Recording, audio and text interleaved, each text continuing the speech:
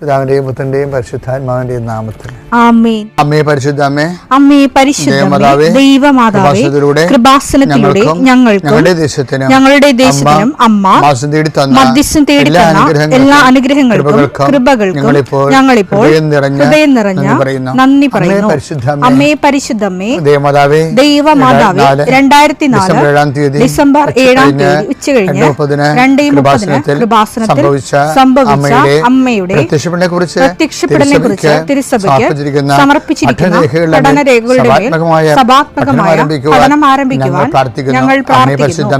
അമ്മേ പരിശുദ്ധമേ, ഭൂസ്വർലോകങ്ങളുടെ രാജ്ഞിയായ അങ്ങേയ്ക്ക് ഭൗമസംരക്ഷണത്തിനായി പ്രപഞ്ചപ്രകൃതിയെ തന്നെ തിരുസഭ പ്രതിഷ്ഠിക്കുവാൻ ഈ പ്രത്യക്ഷീകരണം വഴി ഇടയാക്കണമേ. പരിശുദ്ധമേ, ജപമാല മാതാവേ, സകല കൃപാസനം പ്രാർത്ഥനയോടും ചേർത്ത് ഞങ്ങളിപ്പോൾ പ്രാർത്ഥിക്കുന്ന ഈ കുടുംബത്തിന്റെ പ്രത്യേക നിയോഗം മക്കളെ, അമ്മയുടെ പ്രത്യക്ഷീകരണത്തിന്റെ ഈ അനുഗ്രഹവേളയിൽ ഞങ്ങൾക്ക് സാധിച്ചു തരുവാൻ കനിയണമേ. ആമേൻ. വിശ്വാസ പ്രമാണം. സർവശക്തനായ പിതാവും ആകാശത്തിന്റെയും ഭൂമിയുടെയും സൃഷ്ടാവുമായ ദൈവത്തിൽ ഞാൻ വിശ്വസിക്കുന്നു. അവിടുത്തെ ഏകപുത്രനും ഞങ്ങളുടെ കർത്താവുമായ ഈശോ മിശിഹായിലും ഞാൻ വിശ്വസിക്കുന്നു.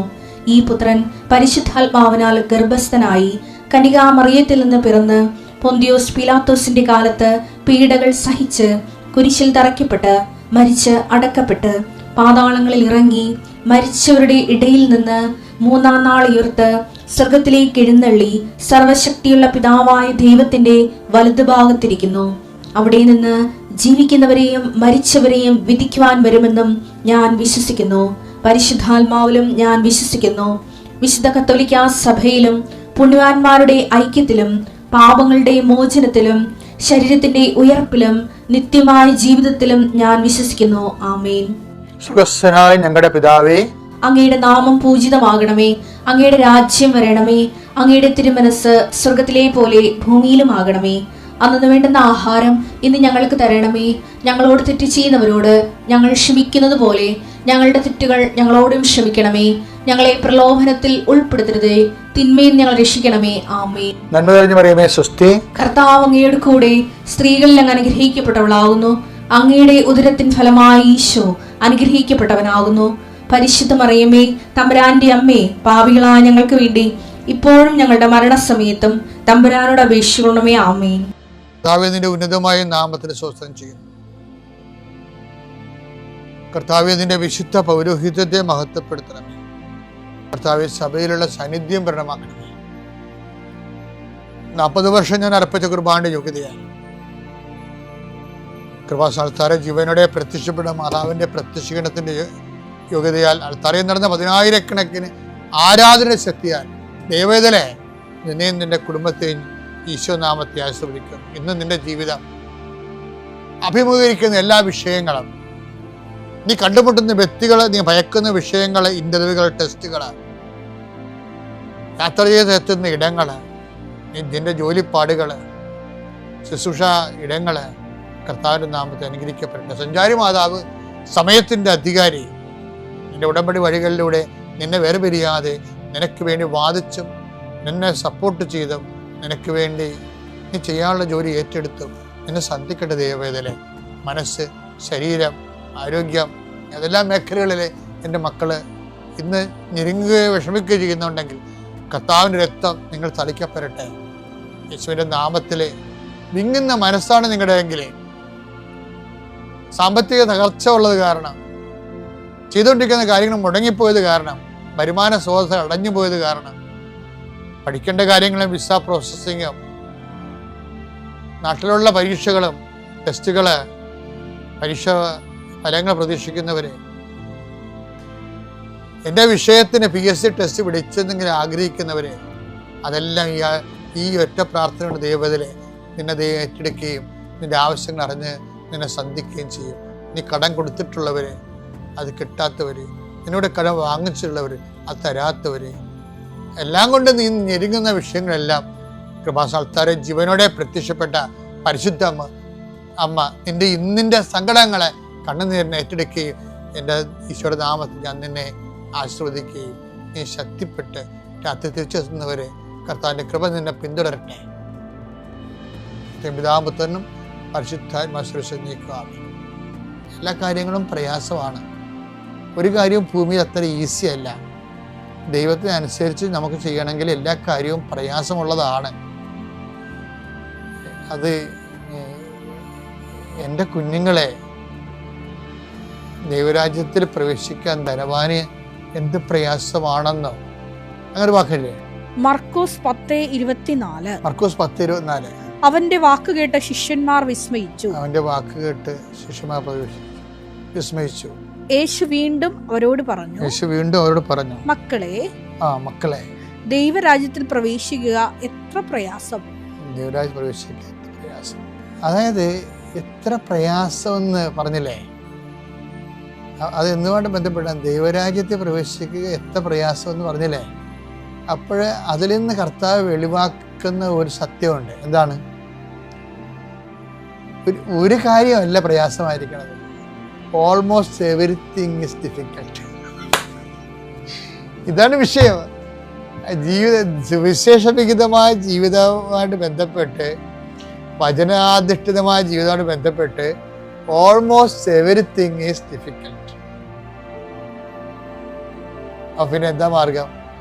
അതുകൊണ്ട് ഈശ്വരൻ മാർഗം കണ്ടുപിടിച്ചിട്ടുണ്ട്. എന്താണ്?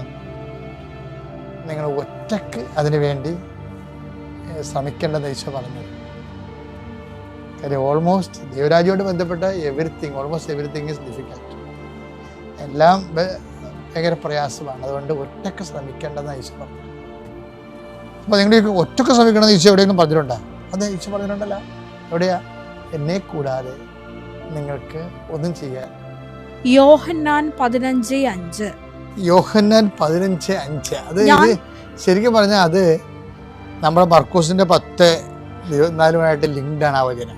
ഞാൻ മുന്തിരിച്ചെടിയും നിങ്ങൾ ശാഖകളുമാണ്. ആര് എന്നിലും ഞാൻ അവനിലും വസിക്കുന്നുവോ അവൻ ഏറെ ഫലം പുറപ്പെടുവിക്കുന്നു. എന്നെ കൂടാതെ നിങ്ങൾക്ക് ഒന്നും ചെയ്യാൻ കഴിയുകയില്ല. എന്താ കാര്യം വെച്ചാല് മർക്കോസിന്റെ 10:24 പറയുന്നുണ്ട്, ഓൾമോസ്റ്റ് വചനാധിഷ്ഠിത ജീവിതം ഓൾമോസ്റ്റ് എവരിത്തിങ് ഇസ് ഡിഫിക്കൽട്ട്. എല്ലാം പ്രയാസമാണ് ചെയ്യാൻ ഒരാളിന്. പിന്നെ അതിനുള്ള ഈസി ആക്കണതിനാണ് കർത്താവിനെ കൂടി പക്ഷത്താക്കണം. യേശു നമ്മുടെ പക്ഷത്താണെങ്കിൽ ആര് നമുക്കെതിരെ നിൽക്കും? അതായത് എപ്പോഴും നമ്മൾ മനസ്സിലാക്കണം, മറിയം ഇപ്പം കാനായിലൊക്കെ വലിയ വിവാഹ വിരുന്നിൽ നടന്ന സംഭവങ്ങളെ നമ്മൾ അന്വേഷിക്കുകയാണെങ്കിൽ നമുക്ക് മനസ്സിലാകുന്ന ഒരു സത്യമുണ്ട്. എന്താണ്? മറിയം നമ്മുടെ ജീവിത പ്രശ്നങ്ങൾക്കൊപ്പമാണ്. മറിയം ക്രിസ്തുവിനൊപ്പമാണ്. അതേസമയം തന്നെ ക്രിസ്തുവിൻ്റെ ആ വലിമ എന്തു ചെയ്യും? നമ്മുടെ ജീവിത പ്രശ്നങ്ങൾക്ക് പരിഹാരം കാണാനുള്ള സാധ്യത, അതിനുള്ള പഴുത് ഓരോ നിമിഷം അന്വേഷിക്കുന്ന ആളാണ്. അതിനുള്ള തിടുക്കം കാണിക്കുന്നത് കൊണ്ടാണ് ഞാൻ നിങ്ങളോട് പറഞ്ഞത്, അമ്മ എന്താ പറഞ്ഞത്? അവൻ പറയണത് പോലെ ചെയ്യുക. ആ തിടുക്കം നിങ്ങളുടെ ഭാഗത്തുനിന്ന് ഉണ്ടാകണം. കിട്ടിയ ഉടമ്പടി എപ്പോഴും കത്തണത് ഇങ്ങനെയാണ്. മറിയമ്മത്തിന് ഒരു തിടുക്കമുണ്ട്.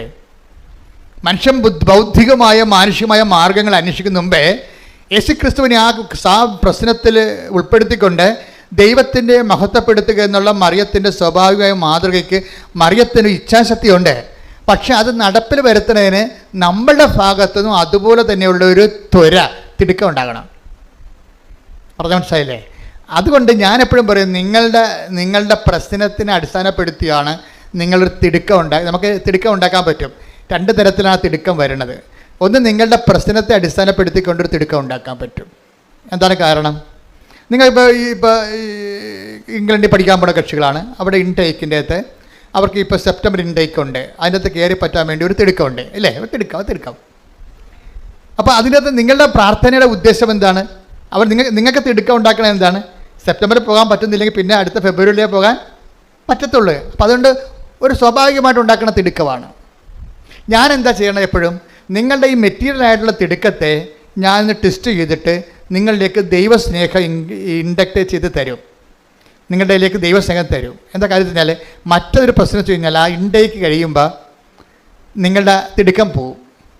മനസ്സിലായില്ലേ? എൻ്റെ ടെക്നിക്കായിട്ട് കാര്യം മനസ്സിലാക്കണം. നിങ്ങളുടെ ജപ്തി നടപടി മാർച്ച് കഴിഞ്ഞപ്പോൾ ഇപ്പോൾ തിടുക്കമില്ല. ഈ മാനുഷിക തിടുക്കം, മെറ്റീരിയൽ ആയിട്ടുള്ള തിടുക്കത്തിൻ്റെ കുഴപ്പം അത് കണ്ടീഷണലാണ്. അതൊരു വിഷയമായിട്ടും ഒരു സീസണലായിട്ടുള്ള തിടുക്കമാണ്. നിങ്ങളുടെ ഇൻടേക്ക് കഴിഞ്ഞു, സെപ്റ്റംബറിൽ കിട്ടിയില്ല, അതിന് കുഴപ്പമില്ല, ഇപ്പോൾ ഫെബ്രുവരിയല്ലേ, അതിനുശേഷം പോയി നമുക്ക് ഇംഗ്ലീഷ് പഠിക്കാമെന്ന് പറയും. അപ്പോൾ നിങ്ങളുടെ തിടുക്കം പോയി. പക്ഷേ ആ തിടുക്കമല്ല നമുക്ക് വേണ്ടത്. ഒരു വിഷയബന്ധിതയായ തിടുക്കമാണ് നിങ്ങൾക്കുള്ളത്. മറിച്ച് എനിക്കറിയാം നിങ്ങളുടെ തിടുക്കം മെറ്റീരിയലാണെന്നറിയാം. നിങ്ങൾ ആ വിഷയം, ആ സമയം കഴിഞ്ഞ് കഴിഞ്ഞാൽ പിന്നെ നിങ്ങൾ തിടുക്കം കുറയും. പക്ഷേ പ്രശ്നം എന്താ വെച്ചാൽ തിടുക്കം കൂട്ടുകയും തിടുക്കം കുറയ്ക്കുകയും ചെയ്യുന്നത് ആരോടാണ്? ദൈവത്തോടല്ലേ. അതാണൊരു കുഴപ്പം. ഇതിൽ വരുന്നൊരു അപകടം അതാണ്. നിങ്ങളിപ്പോൾ ജപ്തി മാറ്റി വെക്കാൻ വേണ്ടി നിങ്ങൾ ഒരു തിടുക്കം കാണിക്കുന്നത്. ജപ്തി മാറ്റി വെച്ച് കഴിയുമ്പോൾ പിന്നെ നിങ്ങൾക്ക് ഉടമ്പടി ആ പഴയതുപോലെയുള്ള ഫെർവൻസ് ഇല്ല. എന്താ കാര്യം? നിങ്ങളുടെ തിടുക്കമെല്ലാം ഒരു വിഷയത്തെ ബന്ധിതമായിട്ട് വെച്ചിരുന്നതാണ്. അപ്പം ഞാനെന്താ ചെയ്യണത്? ഞാൻ പലപ്പോഴും ചെയ്യണത് നിങ്ങളുടെ തിടുക്കം വിഷയത്തിൽ നിന്ന് മാറ്റിയിട്ട് വ്യക്തിയിലേക്ക് ഞാൻ ലിങ്ക് ചെയ്യിക്കും. വ്യക്തി എന്ന് പറയുന്നത് ആരാണ്? ഒന്ന് ക്രിസ്തുവിലേക്ക് ഞാൻ ലിങ്ക് ചെയ്യിക്കും. എന്നിട്ട് നിങ്ങളിൽ ക്രിസ്തുവിനെക്കുറിച്ചുള്ള സ്നേഹവും ക്രിസ്തുവിൻ്റെ ഇടപെടലിനെക്കുറിച്ച് ഞാൻ നിങ്ങളോട് കൂടുതൽ പറയും. എന്നിട്ട് ഞാൻ പറയും, നിങ്ങൾ പൊതിച്ചോറ് കൊടുക്കുമ്പോഴും പത്രം കൊടുക്കുമ്പോഴും ക്രിസ്തുവിനെക്കുറിച്ചുള്ള സ്നേഹത്താൽ കൊടുക്കാൻ പറയും. അല്ലാതെ നിങ്ങളെ ഇൻറ്റൻഷൻ വെച്ചിട്ട് ഇവിടെ എഴുതി വെച്ചിരിക്കുന്ന വിഷയത്തെ അല്ല നിങ്ങൾ അടിസ്ഥാനപ്പെടുത്തേണ്ടത്. നിങ്ങൾ ചെയ്യേണ്ട ഓരോ കാര്യവും, പത്രം കൊടുത്താലും വെയിൽ കൊണ്ടാലും അതിനുവേണ്ടി മഴ കൊണ്ടാലും നിങ്ങൾ എന്ത് ചെയ്യണം? അത് ക്രിസ്തുവിൻ്റെ സ്നേഹത്തെ കാഴ്ചവെക്കാൻ പറയും. എന്തിനറിയാവോ? എനിക്ക് നിങ്ങളുടെ തിടുക്കത്തെ ക്രിസ്തുവിൻ്റെ വ്യക്തിത്വത്തോട് ബന്ധപ്പെടുത്തി നിർത്തിക്കഴിഞ്ഞാലുള്ള ഗുണമെന്ന് പറയുന്നത് അതങ്ങനെ ശാശ്വതമായിട്ട് നിൽക്കും. മറ്റത് വിഷയബന്ധിയാണ്, സീസണബിളാണ്. നിൻ്റെ ജപ്തി നടപടി മാറുമ്പോഴും പരീക്ഷ കഴിയുമ്പോഴും നിങ്ങളുടെ തിടുക്കം കുറയും. അപ്പോൾ അങ്ങനെ ഒരു റിലേഷൻസ് നമുക്ക് ദൈവമായിട്ട് മെയിൻറ്റെയിൻ ചെയ്യാൻ പറ്റത്തില്ല. പറ്റുമായിരിക്കും, പക്ഷേ പരിമിതികളുണ്ട്. അതിന് ദൈവത്തിന് അറിയാൻ പറ്റും. ഓർഡർ തമ്മവ അറിയാം, ഇത് വെറുതെ വിഷയത്തിന് വേണ്ടി വന്നിരിക്കുകയാണ്, വയറ്റിപ്പഴപ്പ് പരിപാടിയാണ്, എനിക്ക് അതിൻ്റെ അകത്ത് റോളില്ലെന്ന് ദൈവത്തെ മനസ്സിലായാൽ പിന്നെ ഇത് ആവശ്യമില്ലാതെ ഇങ്ങനെ ലാഗാകും. അപ്പോൾ ഉടമ്പടിയെ നിങ്ങൾ ആവശ്യമില്ലാതെ ലാഗ് ആക്കരുത്. അത് വിഷയബന്ധിയോ സീസണബിളോ ആയിട്ട് നമ്മൾ ഉടമ്പടി എടുത്തു കഴിയുമ്പോൾ തിടുക്കവും അതുപോലെ വരും. മറിച്ച് അത് അച്ഛൻ എപ്പോഴും നിങ്ങളോട് പറയണത്, നിങ്ങൾ ദൈവസ്നേഹത്തിൻ്റെ ഫോർമാറ്റിലേക്ക് ഇത് റീഫോർമാറ്റ് ചെയ്യാൻ പറയും. അല്ല ഇപ്പോൾ കാര്യം ഞാൻ അങ്ങനെ ചെയ്യണതല്ല, എൻ്റെ ജീവിതത്തിൽ മുഴുവൻ അങ്ങനെ ചെയ്യണത്. അതെനിക്ക് ആരും ഇപ്പോൾ പുതുതായിട്ട് പറഞ്ഞു തന്നതല്ല. എനിക്ക് പണ്ട് മുതലേ അച്ഛനായ കാലം മുതൽ മനസ്സിലാകുമായിരുന്നു, ഇവിടുത്തെ മെയിൻ എന്ത് കാര്യം ചെയ്താലും അത് ദൈവസ്നേഹമാണ്. അല്ല സഭയെ ഒപ്പിക്കുക എന്നുള്ളതൊക്കെ സെക്കൻഡറി ആയിട്ട് വരുന്ന സാങ്കേതിക വിഷയങ്ങളാണ്. അതല്ല, സഭയെ സ്നേഹിക്കുന്നതും ശുശ്രൂഷിക്കുന്നതും എല്ലാം അതിൻ്റെ ബേസിക് ആയിട്ടുള്ള ദൈവസ്നേഹമാണ് വരേണ്ടതെന്ന്. അപ്പം നിങ്ങൾ ഉടമ്പടി എടുക്കുമ്പോൾ ഉടമ്പടി ജീവിക്കുമ്പോൾ ഈ കണ്ടൻറ് ഓഫ് ലവ് വർത്തിക്കാൻ നോക്കണം. പറഞ്ഞു എന്നാൽ എളുപ്പമാണ് ഈ സംഭവം.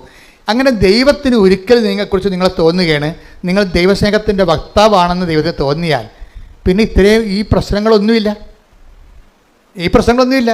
ഒരിക്കലും ഞാൻ എപ്പോഴും നിങ്ങൾ പറഞ്ഞിട്ടുണ്ടല്ലേ, കഴിഞ്ഞ പ്രാവശ്യമൊക്കെ പറഞ്ഞു, ഇതിൻ്റെ റിസ്ക് എന്ന് പറഞ്ഞാൽ എന്താണ്? ഇപ്പോൾ I will be with you unto the last.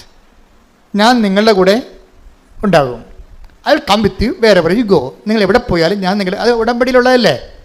ദൈവം നമ്മുടെ കൂടെ ഉണ്ടാകുമെന്നുള്ള കാര്യം എന്താണ്? അത് ഉടമ്പടിയിലുള്ളതാണ്. അത് പക്ഷേ ഉള്ള പ്രശ്നം എന്ന് വെച്ചാൽ അതിനൊരു പ്രശ്നമുണ്ട്.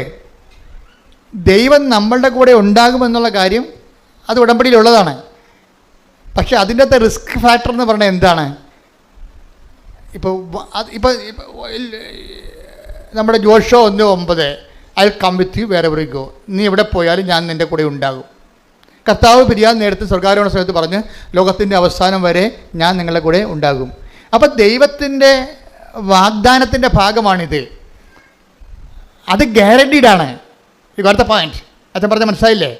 ഉടമ്പടി ടെക്നിക്കാലിറ്റി പഠിക്കണം. ഇത് ദൈവത്തിൻ്റെ സാന്നിധ്യം ഞാൻ എവിടെ പോയാലും നിങ്ങളുടെ കൂടെ ഉണ്ടാകും എന്നുള്ളത് ദൈവത്തിൻ്റെ വാഗ്ദാനത്തിൻ്റെ പുറപ്പാട് 3:14 ജോഷുവ 1:9 അതുപോലെ തന്നെ 28:20 മത്തായി 28:20 കാലത്തിൻ്റെ അവസാനം വരെ ഞാൻ നിങ്ങളുടെ കൂടെ ഉണ്ടാകും. ഈ പ്രസൻസ് എന്ന് പറയുന്ന സംഭവം എല്ലായിടത്തും ദൈവത്തിൻ്റെ പ്രഖ്യാപിതമായ വാഗ്ദാനത്തിൻ്റെ അടിസ്ഥാന ഘടകമാണ്. പക്ഷേ ഈ പ്രസൻസ് നമുക്ക് ഫീൽ ചെയ്യണമെന്ന് നിർബന്ധമില്ല. പ്രസൻസ് ഗ്യാരണ്ടീഡാണ്. പക്ഷേ കാര്യം ഇതിനകത്ത് ഗ്യാരണ്ടീഡ് അല്ലാത്ത ഒരു ഘടകമുണ്ട്. എന്താണ്? നമ്മൾ ദൈവത്തിൻ്റെ കൂടെ ഉണ്ടാവുക എന്നുള്ളതാണ് ഗ്യാരണ്ടി ഇല്ലാത്ത സംഭവം. ഞാൻ മനസ്സിലായില്ലേ? ദൈവം നമ്മുടെ കൂടെ ഉണ്ടാകുമെന്നുള്ളത് ഗ്യാരണ്ടിയുള്ള കാര്യമാണ്. എന്താ കാര്യം? അത് വാഗ്ദാനത്തിൻ്റെ ഭാഗമാണ്. ദൈവത്തിന് നമ്മളെ വഞ്ചിക്കാൻ പറ്റത്തില്ല, അവനെ തന്നെ വഞ്ചിക്കാൻ പറ്റത്തില്ല. അത് ഗ്യാരണ്ടീഡാണ്. ഇത് ഗ്യാരണ്ടീഡ് അല്ലാത്ത ഒരു ഘടകമുണ്ട് ഇതിൻ്റെ അകത്ത്. അതെന്താണ്? നമ്മൾ ദൈവത്തിൻ്റെ കൂടെ ഉണ്ടാകുമോ ഇല്ലേ എന്നുള്ളത്. മനസ്സിലായില്ലേ? അപ്പം നമ്മുടെ റിസ്ക് എന്താ? കർത്താവ് നമ്മുടെ കൂടെ ഉണ്ടാകുമെന്നുള്ള കാര്യം it is sure, 100% certain sure. പക്ഷേ ഇത് അനുഭവവേദ്യമാകുക എന്നുള്ള വിഷയം എന്ന് പറയുന്നത് നമ്മൾ അതുപോലെ തന്നെ അവൻ്റെ കൂടെ ഉണ്ടാകണം. അതാണ് വിഷയം. നമ്മൾ അവൻ്റെ കൂടെ ഉണ്ടാകാതിരിക്കാനുള്ള സാഹചര്യങ്ങളെയാണ് നമ്മളിവിടെ അഡ്രസ്സ് ചെയ്തിട്ട് അനുതാപത്തിലേക്ക് നിങ്ങളെ കൊണ്ടുവരുന്നത്. പറഞ്ഞ മനസ്സിലായില്ലേ? ഇതിൻ്റെ വിഷയം എന്താണ്? ഞാൻ നോക്കണത് എന്താണ്? ഞാൻ ഇതൊരു സോഷ്യൽ കൗൺസിലിങ്ങിലൂടെയാണ്. ഞാൻ ആ വ്യക്തിപരമായിട്ട് ആൾക്കാരെ കണ്ട് കൗൺസിൽ ചെയ്യത്തില്ല. എനിക്ക് പറയാനുള്ള കാര്യങ്ങൾ ദൈവം സോഷ്യൽ കൗൺസിലിങ്ങിലൂടെയാണ് പറയണത്. ഈ സോഷ്യൽ കൗൺസിലിലൂടെ തന്നെയാണ് ആൾക്കാർ ഇതെല്ലാം സ്വീകരിക്കുകയും ചെയ്യുന്നത്. കാര്യം സാക്ഷ്യം കേൾക്കുമ്പോൾ അറിയാൻ പറ്റും. അച്ഛനത് പറഞ്ഞപ്പോൾ ഞങ്ങൾക്കത് അതിനെക്കുറിച്ച് ധാരണ കിട്ടിയെന്ന് പറയും. അത് സോഷ്യൽ കൗൺസിൽ ബോധ്യം കിട്ടി. അച്ഛൻ കൊടുത്ത അറിവ് അവർക്ക് അനുഭവമായി, അനുഭവം ബോധ്യമായി, ബോധ്യം സാക്ഷ്യമായി, സാക്ഷ്യം സന്തോഷമായി, പിന്നെ സന്തോഷം സ്വർഗമാകും. അതിൻ്റെ സംഭവിച്ചു കഴിഞ്ഞാൽ ഇത് ഈ നമുക്ക് കിട്ടിയിരിക്കുന്ന ഈ സോഷ്യൽ കൗൺസിലിങ്ങിലൂടെ ഇതൊരു അച്ഛൻ പറയുന്ന കൗൺസിലിംഗ് മെത്തേഡാണ്. എന്ന് വെച്ചാൽ നിങ്ങൾക്ക് ഒരു പുതിയ ധാരണ തരികയാണ്. എന്താണ്? നിങ്ങളോട് ഞാൻ ചോദിക്കുകയാണ്, കർത്താവ് നിങ്ങളുടെ കൂടെ ഉണ്ട്, അത് വാഗ്ദാനമാണ്, ഗ്യാരണ്ടീഡാണ്. പക്ഷേ ഗ്യാരണ്ടി അല്ലാത്തൊരു കാര്യമുണ്ട്. എന്താണ്? നിങ്ങൾ കർത്താവിൻ്റെ കൂടെ ഉണ്ടോ? അതാണ് വിഷയം. അതാണ് വിഷയം. കാര്യം പാപം ചെയ്യുന്ന പാപത്തിന് അടിമയാണ്. അടിമ ഒരിക്കലും വീട്ടിൽ വസിക്കുന്നില്ലെന്ന് പറഞ്ഞില്ലേ? അപ്പോൾ നമ്മുടെ കൂടെ ഇല്ലല്ലോ കർത്താവ്.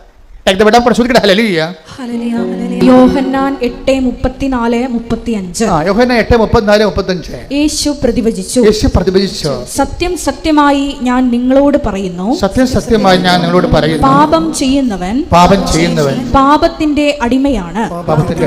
അടിമ എക്കാലവും ഭവനത്തിൽ വസിക്കുന്നില്ല, പുത്രനാകട്ടെ എക്കാലവും വസിക്കുന്നു. ഇതാണ് പ്രശ്നം. എന്താ പ്രശ്നം? ദൈവം നമ്മുടെ കൂടെ ഉണ്ടെന്നുള്ളത് 100% ഗ്യാരണ്ടീഡാണ്. ഗ്യാരണ്ടി അല്ലാത്ത കാര്യം എന്താണ്?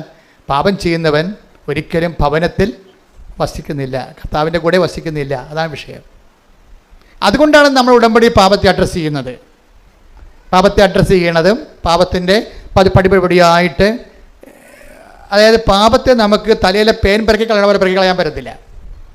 ഇതിൻ്റെ സംഭവം എന്ന് വെച്ച് കഴിഞ്ഞാൽ ഇങ്ങനെ ഒരു സിറ്റുവേഷൻ ഉണ്ടാകാത്ത സിറ്റുവേഷൻസ് ക്രിയേറ്റ് ചെയ്യാനേ പറ്റത്തുള്ളൂ. പാപം ചെയ്യാൻ പറ്റാത്തൊരവസ്ഥ. അതുകൊണ്ടാണ് ഞാൻ നിങ്ങൾക്ക് ദൈവസ്നേഹത്തിൻ്റെ മരുന്ന് തരണത്. മനസ്സിലായില്ലേ? ദൈവസ്നേഹം വർദ്ധിച്ചു കഴിഞ്ഞാൽ ആ ദൈവസ്നേഹത്തിന് 2 ഇഫക്ട്സ് ഉണ്ട്. നിങ്ങളുടെ ഒരു വ്യക്തിയുടെ ഒരു ആത്മാവിൽ ദൈവസ്നേഹം വർദ്ധിക്കുമ്പോൾ 2 ഇഫക്റ്റ് ഉണ്ടാവും. ഒന്ന്, പാപം ചെയ്യാനുള്ള വാസനകളുടെ മേൽ ദൈവം അഭിഷേകം തരും. അത് ദൈവം നേരിട്ട് തന്നതാണ്. അതിൻ്റെ കാര്യം വെച്ചാൽ എൻ്റെ നിർമ്മലൻ അഴിഞ്ഞു പോകാൻ അനുവദിക്കത്തില്ല. സങ്കീർത്തനം 16:10. അവിടുന്ന് എന്നെ പാതാളത്തിൽ തള്ളുകയില്ല, അങ്ങയുടെ പരിശുദ്ധൻ ജീർണിക്കാൻ അനുവദിക്കുകയില്ല. അതായത് പാപം ചെയ്യാതിരിക്കാനുള്ള ഒരു ആന്തരിക അഭിഷേകം നമുക്ക് തരും. ഈ ജീർണവസ്തുവിനെ കുറിച്ചും പാതാളത്തിൽ തള്ളുന്നതിനെ കുറിച്ചൊക്കെ പറയുന്നുണ്ടെങ്കിലും ആധ്യാത്മിക ജീർണതയും അവിടെ വിഷയമാണ്. ശരിക്കും നമ്മുടെ ആധ്യാത്മിക ജീർണതയെ പ്രതിരോധിക്കുന്നത് ഈ എൻ്റെ നിർമ്മലൻ എന്നുള്ള സ്റ്റാറ്റസിലാണ്. ആരാണ്?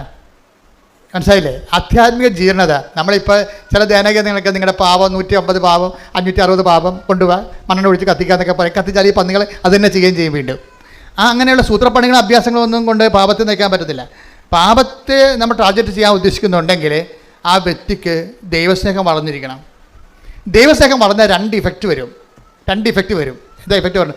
ഒന്ന്, ദൈവത്തിനൊരു റിസ്ക് ഉണ്ട്. എന്താണ്? എൻ്റെ നിർമ്മലൻ ആധ്യാത്മിക ജീർണിക്കാൻ ഞാൻ അനുവദിക്കത്തില്ല. അത് നമുക്ക് സപ്പോർട്ട് കിട്ടുന്നതാണ്. പിന്നെ എന്താ വെച്ച് കഴിഞ്ഞാൽ നമ്മൾക്ക് തന്നെ ഇങ്ങനെയുള്ള സാഹചര്യങ്ങളോട് അഭിനിറ്റി കുറയും, താല്പര്യം. പാപം ചെയ്യാനുള്ള ഒന്നെങ്കിൽ 2 തരത്തിൽ, ഒന്നെങ്കിൽ ഒരു പ്രലോഭനത്തിൽ ഉൾപ്പെടുത്തരുത് നമ്മൾ പ്രാർത്ഥിക്കുമ്പോൾ അങ്ങനെയുള്ള സാഹചര്യങ്ങളിൽ നിന്ന് ഇരിക്കാനുള്ള സാധ്യതയെ ദൈവം ട്രേസ് ഔട്ട് ചെയ്യുന്നുണ്ട്. ഇപ്പം എന്താ പറയുക? ഞങ്ങളെ പ്രലോഭനത്തിൽ ഉൾപ്പെടുത്തരുത് എന്നല്ല പറയണത്. അപ്പോൾ അതിൻ്റെ അർത്ഥം എന്താണ്? അങ്ങനെ ഒരു സിറ്റുവേഷൻ ഉണ്ട് ആധ്യാത്മിക ജീവിതത്തിൽ എന്ന് ഈശോ വെളിപ്പെടുത്തിയിരിക്കുന്നു. കൈയടിക്കട്ടെ. പരിശുദ്ധ പരമദിവ്യകാരുണ്യത്തിന് ആരാധനയും സ്തുതിയും പുകഴ്ചയും ഉണ്ടായിരിക്കട്ടെ. എൻ്റെ മക്കളെ, നമ്മുടെ ആധ്യാത്മിക ലൈഫിൽ ഇങ്ങനെ ഒരു സിറ്റുവേഷൻസ് ഉണ്ടെന്ന് ഈശോ ട്രേസ് ഔട്ട് ചെയ്തിരിക്കുന്നു. എന്താണ്? ഞങ്ങളെ പ്രലോഭനത്തിൽ ഉൾപ്പെടുത്തരുത്. ദാറ്റ് മീൻസ് അതിൻ്റെ പ്രൊവിഷൻ ഉണ്ടെന്ന് ഇല്ലേ? പ്രലോഭനത്തിൽ ഉൾപ്പെടാതെ ഒരു വ്യക്തിക്ക് ഇവിടെ ജീവിക്കാനുള്ള സാധ്യതയുണ്ടെന്ന് ആണ് ഈശോ. കാരണം ഈശോ മാത്രമേ ഈ രഹസ്യം പുറത്ത് പറഞ്ഞിട്ടുള്ളൂ. ഇത് രഹസ്യമാണ്. ഈശോ എന്തെല്ലാം രഹസ്യങ്ങൾ പറഞ്ഞിട്ടുണ്ട്. ഈശോ പറഞ്ഞ മൊത്തം രഹസ്യമാണ്. യോഗസ്ഥാപനം മുതൽ ഇന്ന് വരെ നിഗൂഢമായിരിക്കുന്നതെല്ലാം അവൻ വെളിപ്പെടുത്തുന്നു. അപ്പോൾ എന്താണ്? അവൻ രഹസ്യമാണ്. ഇത് രഹസ്യമാണ്. നമുക്ക് ജീവിക്കാൻ ഉദ്ദേശിക്കുന്നവൻ നിങ്ങൾ ഇവിടെയാണ് ഇൻവെസ്റ്റ് ചെയ്യേണ്ടതെന്നാണ് ഈശോ പറയണത്. നിങ്ങൾക്ക് സത്യസന്ധമായി ദൈവത്തിൻ്റെ നിർമ്മലനായിട്ടും നിർമ്മലയായിട്ടും ജീവിക്കാൻ ഉദ്ദേശിക്കുന്നുണ്ടെങ്കിൽ നിങ്ങൾ ദൈവസ്നേഹത്തിൽ വളരണം.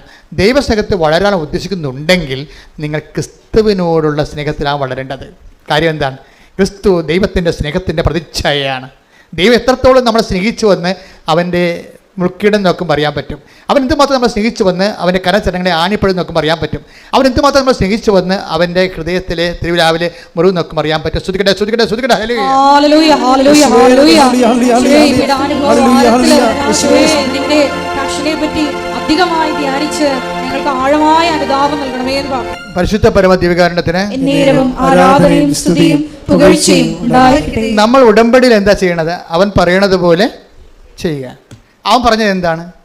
എന്നെ സ്നേഹിക്കുന്നവൻ എൻ്റെ കൽപ്പന പാലിക്കട്ടെ. ഇവിടെ ശ്രുതിക്കട്ടെ. ഹല്ലേലൂയ, ഹല്ലേലൂയ, ഹല്ലേലൂയ, ഹല്ലേലൂയ.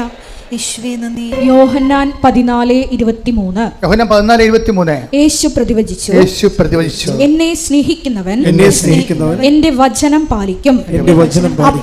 അപ്പോൾ എന്റെ പിതാവ് അവനെ സ്നേഹിക്കുകയും ഞങ്ങൾ അവന്റെ അടുത്ത് വന്ന് അവനിൽ വാസമുറപ്പിക്കുകയും ചെയ്യും.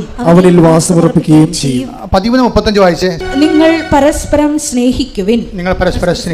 ഞാൻ നിങ്ങളെ സ്നേഹിച്ചതുപോലെ നിങ്ങളും പരസ്പരം സ്നേഹിക്കുവിൻ. നിങ്ങൾക്ക് പരസ്പരം സ്നേഹമുണ്ടെങ്കിൽ നിങ്ങൾ എന്റെ ശിഷ്യന്മാരാണെന്ന് അതുമൂലം എല്ലാവരും അറിയും. പത്രം കൊടുക്കുന്ന പോലെ എല്ലാവരും കർത്താവിനെ അറിയിക്കാൻ പറ്റും. പക്ഷേ ഏറ്റവും വലിയ അറിയിപ്പ് എന്താണ്? നിങ്ങൾക്ക് അവൻ പറയണ പോലെ ചെയ്യല്ല ഉടമ്പടി. അവൻ പറഞ്ഞ ഏറ്റവും വലിയ വിഷയം എന്താണ്? നിങ്ങൾക്ക് പരസ്പര സ്നേഹമുണ്ടെങ്കിൽ നിങ്ങൾക്ക് പരസ്പരം സ്നേഹമുണ്ടെങ്കിൽ നിങ്ങൾ എന്റെ ശിഷ്യന്മാരാണെന്ന് മറ്റുള്ളവരറിയും. അപ്പൊ പൊതുച്ചോരം കൊടുത്തിട്ട് ഓടിക്കളയരുത്. മനസ്സിലായില്ലേ? നിങ്ങൾ എന്തുകൊണ്ട് അത് കൊടുക്കുമെന്ന് പറയണം. മനസ്സിലായില്ലേ? പത്രം കൊടുത്തിട്ട് പോയിക്കളയരുത്. അതല്ല വിഷയം. ഞങ്ങൾ നിങ്ങളെ സ്നേഹിക്കുന്നു. കാരണം എന്താണ്? ക്രിസ്തു നമ്മളെ രണ്ടുപേരെയും സ്നേഹിക്കുന്നു. അത് വിഷയമാണ്. അത് അവനെ പറഞ്ഞ് മനസ്സിലാക്കണം. കഴിഞ്ഞ ദിവസങ്ങൾ ഓർത്തഡോക്സിൽ നിന്നൊരു ചേച്ചി ഒരു സാക്ഷ്യം പറഞ്ഞു. ഭയങ്കര ഇടിവെട്ട് സാക്ഷ്യമായിരുന്നു. പക്ഷേ എനിക്ക് അവസാനം പറഞ്ഞതാണ് എൻ്റെ ചങ്കക്കൊണ്ടത്. അവർ പറഞ്ഞു, കൃപാസനം ഇല്ലായിരുന്നെങ്കിൽ കുറേ പേര് പട്ടിണി കിടന്ന് മരിച്ചതെന്ന്. അപ്പോൾ ഞാൻ ഓർത്തത് എന്താ വെച്ചാൽ, ഇവിടെ ലോട്ടറി ടിക്കറ്റ് വിൽക്കുന്ന കുറേ ചേട്ടന്മാരുണ്ടല്ലോ, അല്ലെങ്കിൽ തിരിവിക്കുന്ന ചേട്ടന്മാർ, അവരെക്കുറിച്ചായിരിക്കും ഈ പറയണതെന്ന്. ഈ കൃപാസനം, ഈ സ്ഥാപനം ഇല്ലെങ്കിൽ അവരല്ല ഉദ്ദേശിച്ചത്. അവരുദ്ദേശിച്ചത് കേരളത്തിൽ 10,200 അനാഥാലയങ്ങളുണ്ട്. അവിടെയെല്ലാം ഉടമ്പടി എടുത്ത ആൾക്കാർ ക്യൂ ആണ്. അവിടെ വസ്ത്രം കഴുകി കൊടുക്കാനും ഭക്ഷണം കൊടുക്കാനും ആശുപത്രി ക്ലീൻ ചെയ്യാനും നഖം വെട്ടി കൊടുക്കാനും കുളിപ്പിച്ച് കൊടുക്കാനും ആൾക്കാർ ക്യൂ ആണ്. അവർക്ക് സമയാസമയങ്ങളിൽ ഭക്ഷണം കൊടുക്കുകയും അവിടെ ഇല്ലായ്മയും വല്ലായ്മയും തിരക്കുകയും മരുന്ന് മേടിക്കാൻ കാശുണ്ടാകാൻ ചോദിക്കുകയും ആ ചീട്ട് വാങ്ങിച്ചിട്ട് മരുന്ന് വാങ്ങിച്ച് കൊടുക്കുകയും ചെയ്യും. അങ്ങനെ ഭയങ്കരമായൊരു സുവിശേഷ വേല ലോകം മുഴുവൻ നടക്കുന്നുണ്ട്. അമേരിക്കയിൽ നിന്നും അതുപോലെ തന്നെ ഇംഗ്ലണ്ടിൽ നിന്നൊക്കെ വന്ന് സാക്ഷ്യം പറയുന്നവർ അവർ ചെയ്യുന്ന പ്രേക്ഷിത പ്രവർത്തനങ്ങളെക്കുറിച്ച് ഇവർ അച്ഛൻ ചോദിക്കും, സിസ്റ്റർ ചോദിക്കും. അപ്പോൾ അവരിതെല്ലാം തുറന്ന് പറയും എന്തൊക്കെയാണ് അവർ ചെയ്യണമെന്ന്. അപ്പോൾ ലോകം മുഴുവനും മനുഷ്യരെ സ്നേഹിക്കുകയാണ്. പക്ഷേ വൺ പോയിൻ്റ്, നിങ്ങളുടെ സ്നേഹവും നിങ്ങളുടെ ആനുകൂല്യങ്ങളും കൈപ്പറ്റുന്നത് എന്തിനാണെന്ന് അവർ ചോദിച്ചില്ലെങ്കിലും നിങ്ങൾ അങ്ങോട്ട് പറയണം. എന്താ കാര്യം? നമ്മൾ തമ്മിൽ കണ്ടു പരിചയമില്ല, പക്ഷേ നമ്മൾ രണ്ടുപേരും കണ്ടു പരിചയമുള്ള ഒരാളുണ്ട്. അയാളുടെ പേരാണ് ക്രിസ്തു. ഞാൻ പറയും, നിങ്ങളെല്ലാം മറക്കണം എന്നാണ് എനിക്ക് പറയാനുള്ളത്. എനിക്കല്ലേ, എന്നിലൂടെ പരിശുദ്ധാത്മാവിന് നിങ്ങളോട് പറയാനുള്ളത് അതാണ്. നിങ്ങളെല്ലാം മറക്കണം. എന്ത് മറക്കണം? നിങ്ങളുടെ ജോലിയെക്കുറിച്ചുള്ള ടെൻഷൻസ് മറക്കണം. നിങ്ങൾക്ക് PR താമസിക്കുന്നത് മറക്കണം. നിങ്ങളുടെ പെൻഷൻ കിട്ടാൻ താമസിക്കുന്നത് മറക്കണം. നിങ്ങളുടെ ഏജൻറ്റ് നിങ്ങളെ വഞ്ചിച്ചത് മറക്കണം. നിങ്ങൾ ഓർക്കേണ്ട ഒരാളുണ്ട്. തനിക്ക് വേണ്ടി നമുക്ക് വേണ്ടി ജീവൻ വരെ തരാൻ കഴിവുള്ളവനും ആ തന്ന് സ്നേഹിച്ച ദൈവത്തെ നിങ്ങൾ ഓർക്കണം. എന്തിനാണ് ഓർക്കണത്? അവനെ ഓർക്കുമ്പോഴേ അവൻ്റെ സ്നേഹത്തിൽ നമ്മൾ വളരും. ഓർമ്മയാണ് സ്നേഹത്തിൽ വളർത്തുന്നത് നമ്മളെ. ഇപ്പം കുർബാന ഒരു ഓർമ്മയല്ലേ? എന്തിൻ്റെ ഓർമ്മയാണ്? അവൻ്റെ അവസാനത്തുള്ളി ചോര വരെ കുരിശിൽ പരിഹാരമായി നമുക്ക് വേണ്ടി ചിന്തിയതിൻ്റെ ഓർമ്മ. Do this in memory of me. ഇതെൻ്റെ ഓർമ്മയ്ക്കായി ചെയ്യുവിൻ. ഇതിൻ്റെ ഓർമ്മയ്ക്കായി ചെയ്യുവിന് അന്ത്യത്താഴത്തെക്കുറിച്ച് നമ്മൾ ചിന്തിക്കുമ്പോഴും ദൈവത്തിന് ചെയ്യാവുന്നതിൻ്റെ മാക്സിമം കമ്മിറ്റ്മെൻറ്റാണ് കുർബാനയിലൂടെ വരണത്. അത് ദൈവത്തിൻ്റെ സ്നേഹത്തിൻ്റെ അദമ്യമായ അവസാന രൂപമാണ്.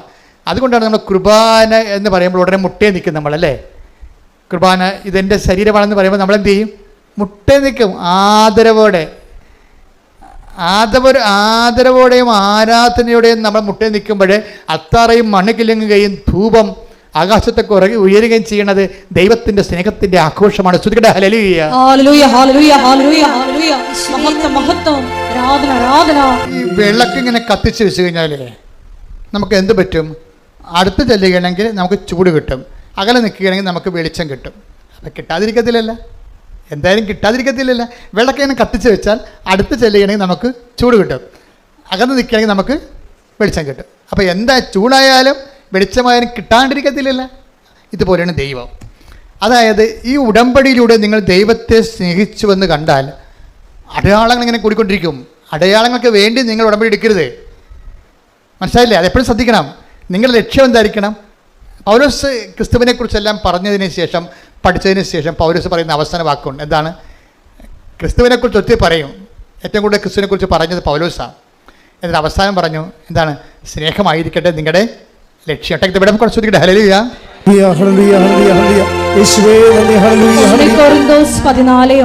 1 കൊരിന്ത്യർ 14:1 സ്നേഹമായിരിക്കട്ടെ നിങ്ങളുടെ ലക്ഷ്യം എന്ന് പറഞ്ഞേ. സ്നേഹമായിരിക്കട്ടെ നിങ്ങളുടെ ലക്ഷ്യം. അപ്പോൾ ഉടമ്പടിയിലെ ലക്ഷ്യം എന്തായിരിക്കും? അത്രേ ഉള്ളൂ. ഉടമ്പടിയിൽ എന്താണ്? ജപ്തിയല്ല ലക്ഷ്യം, PR ലക്ഷ്യം, പെൻഷൻ ലക്ഷ്യം, സ്ഥലം വിൽക്കുന്ന ലക്ഷ്യം, കല്യാണമല്ല ലക്ഷ്യം, പിള്ളേരുണ്ടാകണ ലക്ഷ്യം, പിന്നെന്താ ലക്ഷ്യം? സ്നേഹമായിരിക്കട്ടെ നിങ്ങളുടെ ലക്ഷ്യം. ഇത് നിങ്ങൾ ആ ഫോർമാറ്റിലേക്ക് ഇത് കൊണ്ടുവന്നിട്ട് നിങ്ങളുടെ ഉപരിപ്രവർത്തനങ്ങളെല്ലാം ദൈവസ്നേഹത്തിൻ്റെ പേരിലായിട്ട് മാറുമ്പോൾ സ്വാഭാവികമായിട്ട് ഇത് ഓട്ടോമാറ്റിക്കായിട്ട് വർക്കൗട്ട് ചെയ്യും. നേരത്തെ ഉണ്ടായിരുന്ന പ്രശ്നം എന്താണ്? നമ്മളുടെ തിടുക്കമുണ്ട് നമുക്ക്, പക്ഷേ അത് വിഷയബന്ധിയാണ്. തിടുക്കമുണ്ട് നമുക്ക്. എന്താണ്? നമുക്ക് സെപ്റ്റംബർ ഇൻടേക്കിന് പോകാൻ വേണ്ടിയുള്ള തിടുക്കമാണ്. സെപ്റ്റംബർ കഴിഞ്ഞാൽ പിന്നെ നമുക്ക് തിടുക്കമില്ല. വിഷയബന്ധിക്കാർക്ക് തിടുക്കങ്ങൾ സീസണബിളായിട്ട് വരുന്നതാണ്. അതിന് ഉടമ്പടിയോട് ഡയറക്റ്റ് ബന്ധമില്ല. ഞാനീ പറഞ്ഞ റീഫോർമാറ്റ് ചെയ്ത് കഴിയുമ്പോൾ സ്നേഹമായിരിക്കട്ടെ നിങ്ങളുടെ ലക്ഷ്യം എന്ന് പറയുമ്പോൾ നമ്മുടെ ലക്ഷ്യം ആരായിരിക്കും? ക്രിസ്തുവായിരിക്കും. കൈയടിച്ച് ശ്രദ്ധിക്കട്ടെ. ഹല്ലേലൂയ. ഹല്ലേലൂയ, ഹല്ലേലൂയ, ഹല്ലേലൂയ, ഹല്ലേലൂയ, ഹല്ലേലൂയ. മഹത്വം, ആരാധന, ഹല്ലേലൂയ, ഹല്ലേലൂയ. ഇപ്പം കാനായിലെ കല്യാണത്തിന് വീട്ടിലുണ്ടായ ഒരു പരുവക്കേട്, നമ്മൾ മലയാളത്തിൽ പറഞ്ഞാൽ എന്താ പറയുന്നത്? പിഞ്ഞ് തീർന്നു പോണ്, അല്ലേ? അരി തീർന്നു പോകണം, അങ്ങനെയുള്ള കാര്യങ്ങൾ എന്താണ്? പരുവക്കേടെന്ന് പറയും. ഈ പരുവക്കേടാണ് ശരിക്കും അതിനെ എങ്ങനെ ക്രിസ്തുവിൻ്റെ സാധ്യതകളെ സാക്ഷാത്കരിക്കാനുള്ള സിറ്റുവേഷൻസ് ക്രിയേറ്റ് ചെയ്തിരിക്കുന്ന ദൈവം. നിങ്ങളുടെ പരുവക്കേട് എന്ന് പറയുന്നത് എന്തിനെക്കുറിച്ചായാലും, ഭർത്താവ് വെള്ളവടിയാണ്, ഭർത്താവിന് സംശയമാണെന്ന് വിചാരിച്ചു, അല്ലെങ്കിൽ അദ്ദേഹത്തിന് ഇല്ലീഗൽ റിലേഷൻസ് ഉണ്ട്, അതൊരു വിഷയമാണ്. നിങ്ങൾക്ക് തന്നെ നിങ്ങളുടെ ഒരു മാന്യത നഷ്ടപ്പെടുന്ന രീതിയിലുള്ള ചില ഇഷ്യൂസൊക്കെ ഉണ്ടായിക്കൊണ്ടിരിക്കുന്നു, അതൊരു പ്രശ്നമാണ്. പക്ഷേ ഇതെല്ലാം എന്താണ്? എന്തിനു വേണ്ടിയുള്ളതാണ്? ഈ വിഷയങ്ങളെല്ലാം ക്രിസ്തുവിനെ അറിഞ്ഞ ആ അറിവിൽ നിങ്ങൾ വളരാൻ വേണ്ടിയുള്ള ഒരു സാഹചര്യമായിട്ട് നമ്മൾ ദൈവ പൈതലാണ് നീയെങ്കിൽ നീ അതിനെ അമ്മയെപ്പോലെയാണ്. ആ കാനായിലെ കല്യാണത്തിലെ ചെറിയൊരു പ്രശ്നമാണ് അത്. ക്രിസ്തുവിനെ തിരികെ കയറ്റാനുള്ള, ക്രിസ്തുവിനെ ആവിഷ്കരിക്കാനുള്ള, ക്രിസ്തുവിനെ അറിയിക്കാനുള്ള, അവൻ്റെ വലിമ അറിയിച്ചുകൊണ്ട് അവൻ്റെ നാമത്തെ മഹത്വപ്പെടുത്തിക്കൊണ്ട് അവനിൽ ജനത്തെ കൊണ്ട് വിശ്വസിപ്പിക്കാനുള്ള ഒരു സിറ്റുവേഷനായിട്ട് ദൈവം ക്രിയേറ്റ് ചെയ്തിരിക്കുകയാണ്. ദൈവമല്ല, അമ്മയിലൂടെയാണ് അത് ചെയ്തിരിക്കുന്നതേ ഉള്ളത്.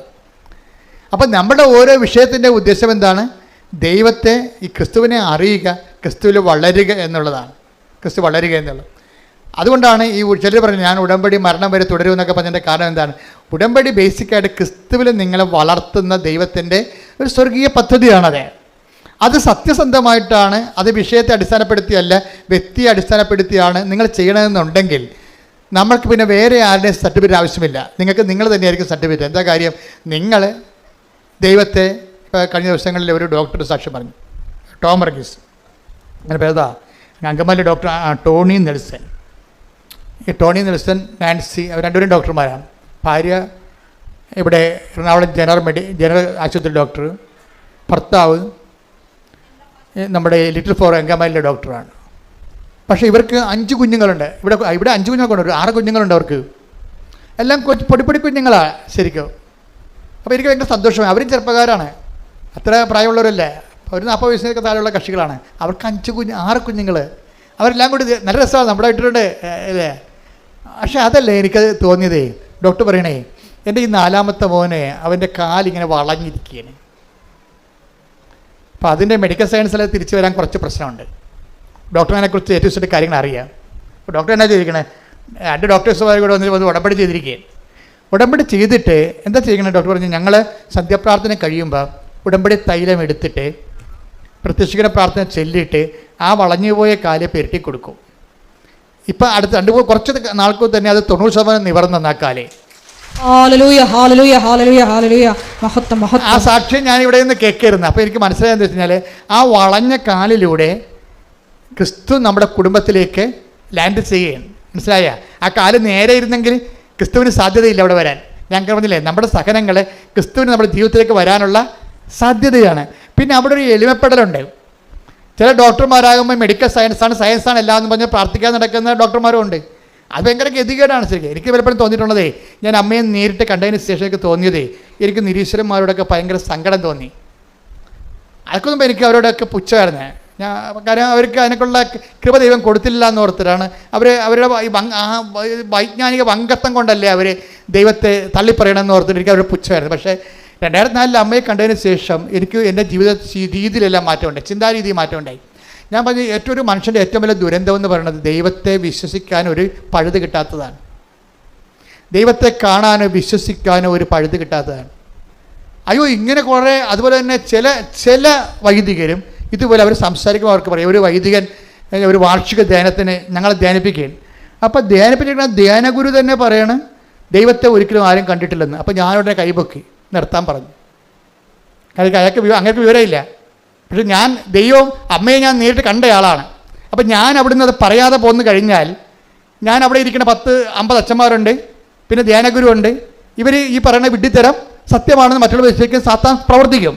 അപ്പോൾ സാത്താൻ്റെ മണം അവിടെ നിൽക്കുന്ന കാരണം ഞാൻ യേശുക്രിസ്തുവിനെ ഏറ്റു പറയാൻ ബാധ്യസ്ഥനാണ് അവിടെ. എന്താ കാര്യം? ഞാനിത് കണ്ടിട്ട് സാക്ഷിയാക്കി, ദൈവം എന്നെ സാക്ഷിയാക്കിയതാണ്.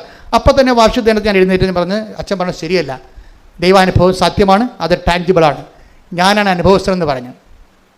അത് പറഞ്ഞപ്പോൾ പിന്നെ അച്ഛൻ മുന്നോട്ട് പോകാൻ പറ്റത്തില്ല. പിന്നെ കണക്കണമൊക്കെ പറഞ്ഞു കഴിഞ്ഞാൽ പണിയാവും. എന്താ വെച്ചാൽ ഇങ്ങനെ കുറേ വൈജ്ഞാനിക വങ്കത്വം കയറിയിട്ട് ബുദ്ധിയാണ് ദൈവം എന്ന് പറഞ്ഞിട്ട് അത് കൊണ്ട് ദൈവത്തെ മനസ്സിലാക്കുന്ന കുറേ സാഹചര്യങ്ങൾ അക്കാഡമിക് ലെവലിൽ ചിലരിലെങ്കിലും ഉണ്ട്. ഇതൊന്നും ഞാൻ തിരിച്ചെടുക്കാൻ തയ്യാറല്ല. എന്താ കാര്യം?